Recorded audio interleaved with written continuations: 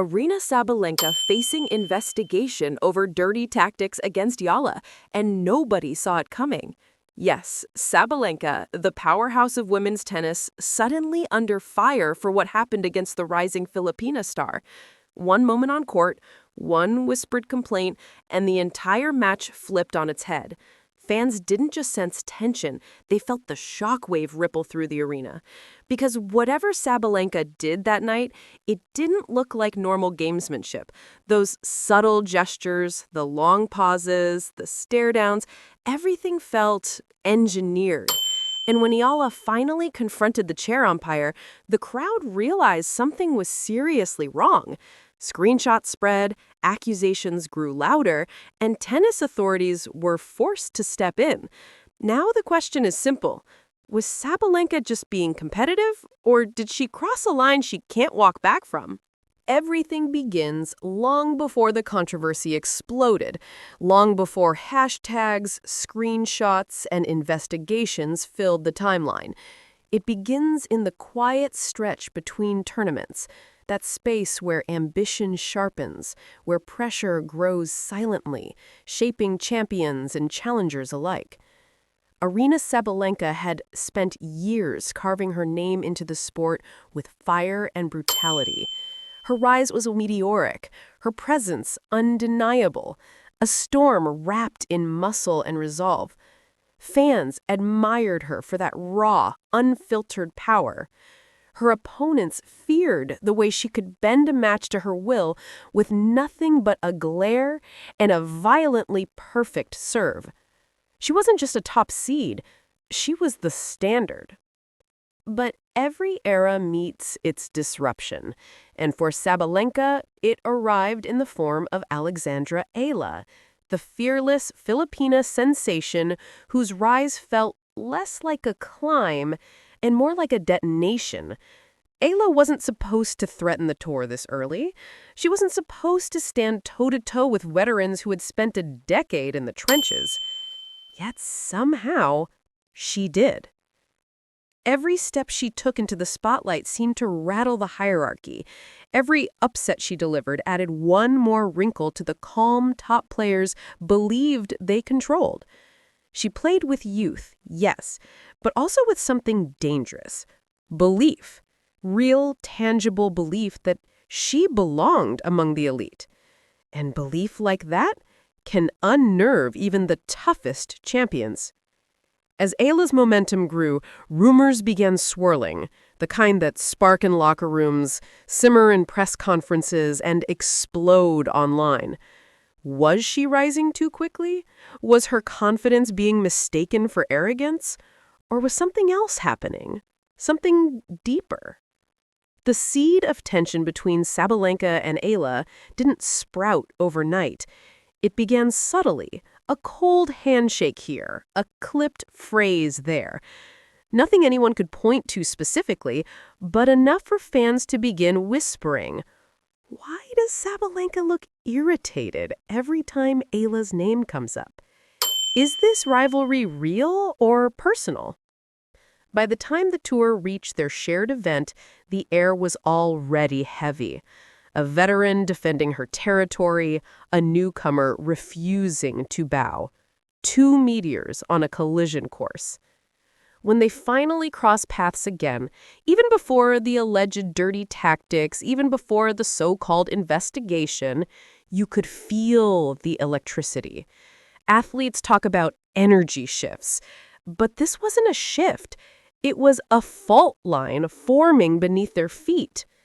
Eala entered the court smiling, energized, light on her feet. Sabalenka walked in stone-faced, jaw tightened, shoulders squared like a warrior entering familiar battle. Crowds didn't need commentary to understand what they were witnessing. The first few rallies alone told the story. Power against precision, intensity against instinct, dominance against hunger. And for the first time in a long time, Sabalenka felt pushed. Not by a top 5 rival, not by a Grand Slam champion, but by a teenager with nothing to lose and everything to prove. In those early exchanges, you could sense the fracture forming, not in their games, but in their dynamic. Something about Eala's poise seemed to ignite something stubborn in Sabalenka, something territorial, something that whispered, "She's not taking my spot." It was only the beginning. The match hadn't even reached its turning point, and yet the tension was thick enough to cut with a racket. What happened next, the controversial gestures, the accusations, the storm that would drag Sabalenka into a fictional investigation, all of it was set into motion right here. Two players, one court, a rivalry ready to erupt. And the world hadn't yet realized this wasn't just another match. It was the spark that would ignite everything. Something shifted the moment the second set began.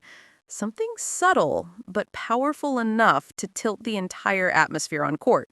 Nobody could quite describe it. Not the analysts, not the commentators, not even the fans watching from the upper rows. But everyone could feel it. Because Sabalenka, usually a fortress of composure and intimidation, suddenly began acting different. It started with the pacing. Sabalenka stretched her routines longer than usual, bouncing the ball 15, 16, sometimes 17 times before a serve. Fans noticed. Eala noticed. The umpire noticed. At first, it seemed like nerves, the kind that sometimes get to even the most experienced champions. But then came the glances, sharpened, timed, unmistakably intentional. Not the usual competitive stare-downs Sabalenka was known for. No, these were colder, aimed directly at Eala's rhythm. Eala's body language tightened, her service motion slowed. A young player's confidence can be a fragile thing, and Sabalenka seemed to be testing every crack. Then came the moment that changed everything. Midway through a tense rally, Eala looked toward the chair umpire, not to complain, not to argue, but because Sabalenka had let out a deep, guttural noise at the exact moment Eala was about to swing. It wasn't a normal grunt. It wasn't even part of the rally. It felt timed. Eala paused, resetting her feet. Sabalenka stood tall at the baseline, expression unreadable, and that's when the whispers started. What was that? Did she do that on purpose? Is Sabalenka trying to disrupt her? Normally, one odd moment wouldn't stir much attention, but this was only the beginning. On the very next point, Sabalenka delayed her serve again, not by seconds, but nearly half a minute. She walked to her towel, then back to the baseline, then paused, staring directly at Eala as the crowd grew restless.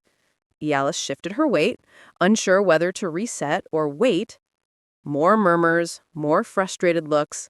And when Sabalenka finally tossed the ball for the serve, she stopped mid-motion, caught the ball, and smirked. A tiny gesture, but when captured by slow-motion replay, it lit social media like gasoline. Screenshots began spreading online. Sabalenka staring down Eala, Sabalenka pausing too long, Sabalenka disrupting play. Fans started piecing together every moment as if assembling evidence in a courtroom. Is she using dirty tactics? Why is Sabalenka acting like this? Eala deserves better. The tension on court broke open when Eala finally raised her hand to the umpire. Not dramatically, not angrily, just tired. Tired of the delays, tired of the interruptions, tired of trying to pretend she didn't feel the psychological weight being pressed against her. The umpire nodded, signaling Sabalenka to continue without stalling. And the crowd, neutral until now, began to shift. A few murmurs of disapproval turned into waves of discomfort.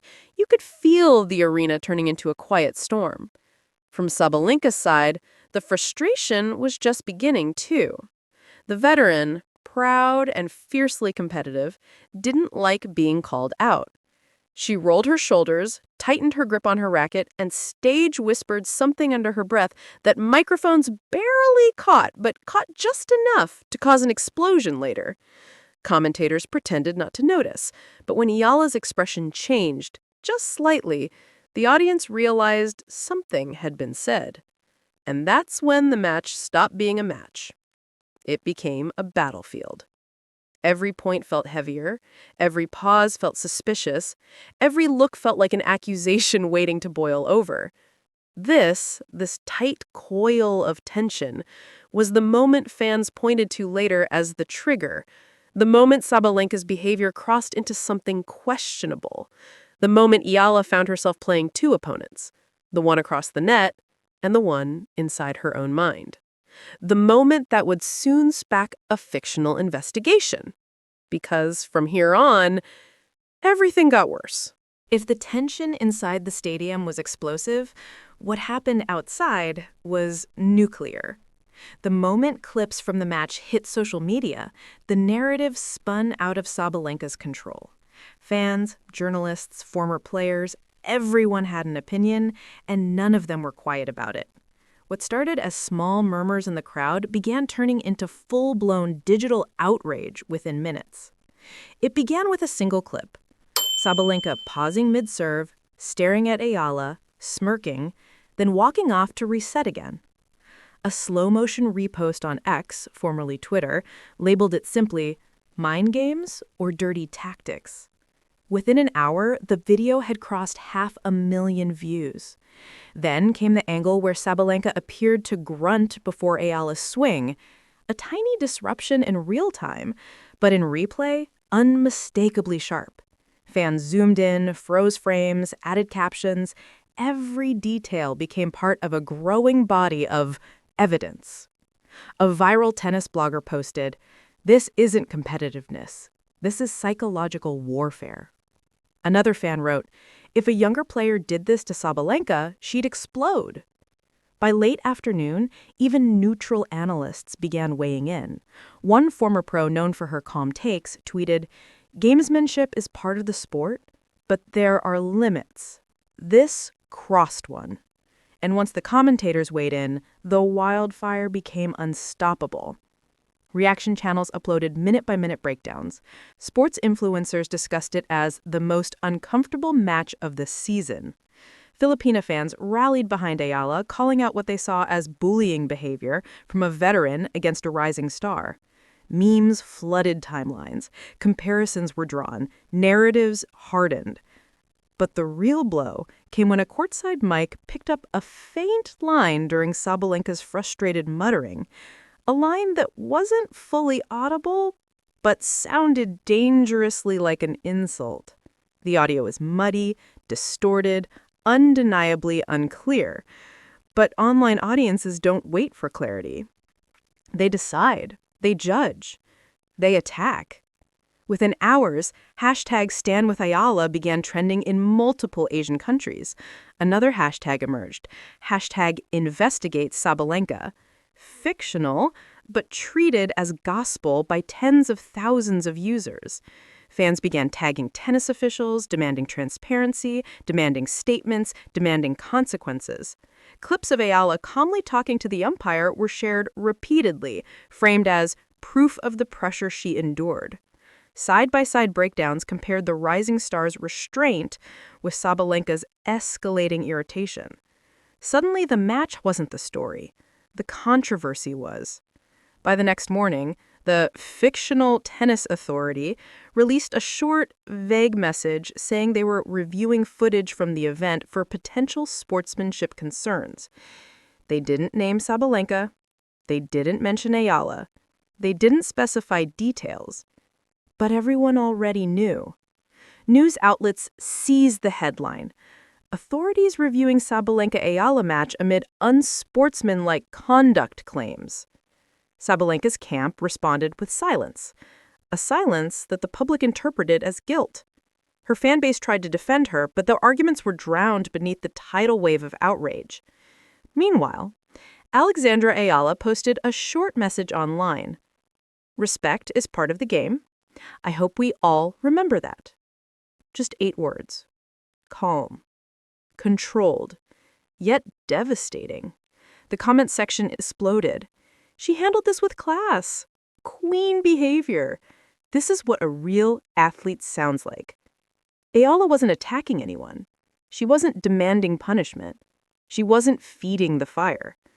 But the world took her silence as strength, and Sabalenka's silence as something else entirely. And so, the fictional investigation gained momentum, not because of what Sabalenka did or didn't do, but because the world had already decided what the truth should be. The rivalry was now bigger than the court, bigger than the match, bigger than the sport. What began as tension had become a global storm. Now, there was no turning back. In the weeks that followed, the noise slowly faded, but the impact didn't. Scandals come and go in sports, but this fictional collision between Sabalenka's intensity and Eala's rising fire left an imprint that wouldn't disappear with a statement or a headline change. Because some rivalries aren't built from victories or rankings. Some are forged in tension, in misunderstandings, in the cracks between ambition and emotion. Sabalenka returned to the tour with a quiet heaviness, the kind that sits in the chest of a champion who has been forced to face her reflection and doesn't entirely like what she sees. She played well, she fought hard, but something inside her had changed. Her edges felt softer, not weaker, but more aware. The glare that once intimidated didn't linger as long. The pauses between points were shorter, more disciplined.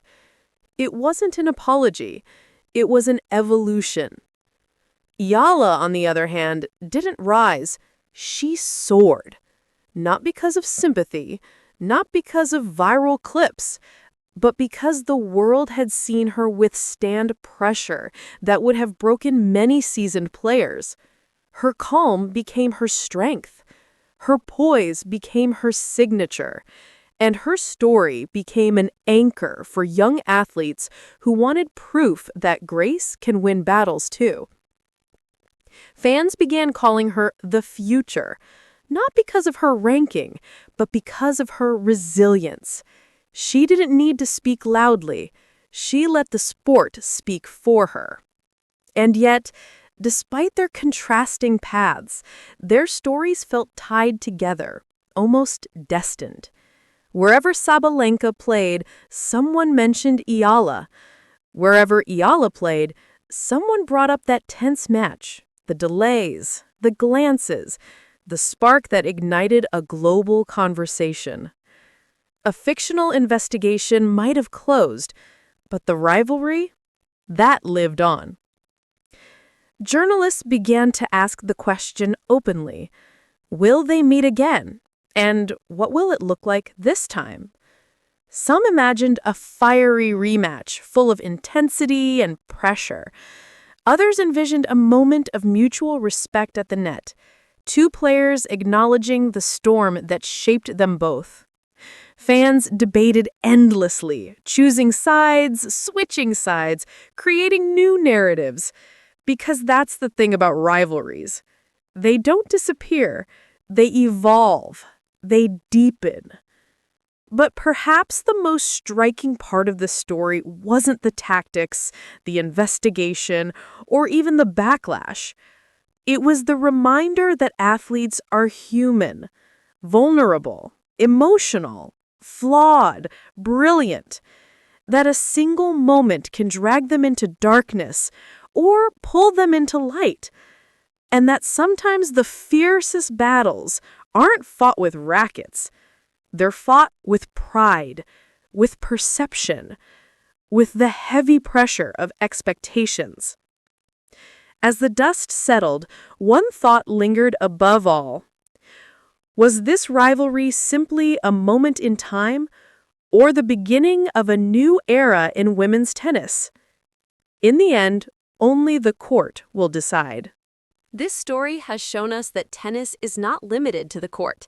It is also a game of emotions, strategy, and pressure. Eala proved with her courage and poise that a true champion is the one who maintains dignity even in the toughest moments. And Sabalenka's story reminds us that intensity and ambition can sometimes give rise to unexpected controversies. If you enjoyed this video, make sure to subscribe, hit the bell icon, and let us know in the comments, what do you think this rivalry signals for the future?